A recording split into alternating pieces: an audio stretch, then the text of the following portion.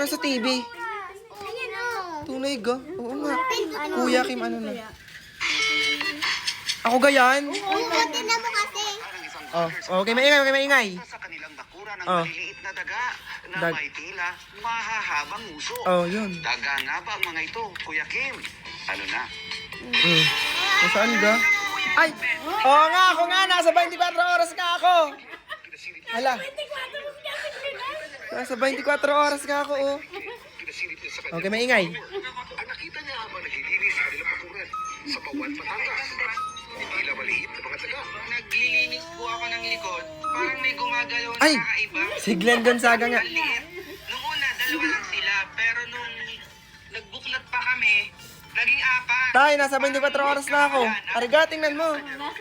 Nasa TV. Buhay na buhay. First time ko makakita ng Pinapanood mo na pala ito, tay. na maliit tapos mahaba yung usos. Ay. Naitapon ko yung sako. Kasi nagulat nga po ako at baka kasi mga gat or may poison yung dagang yun. And after ng paghuli, pinakaliban din po namin. Ay. Baka kasi po ang endangered. Hello, oo nga. Ibang ang uso. Oo nga, oh. Sure. Mga shrew, mas maliit. Grabe, nasa TV na nga ako. Oh. Sana all nasa TV. Naka-extra po tayo. Thank you po. 24 oras at Kuya Kim. Nga, oh. Oo. Nabidyohan ko kasi dyan sa likod ng bahay yan. Eh. Ayun ga, oh. Kaya bumaba pa lang uso. Oo. Ang Asian house shoe ay nagmula sa mga bansa sa South Asia. Grabe naman yarn. Tinibi na tayo.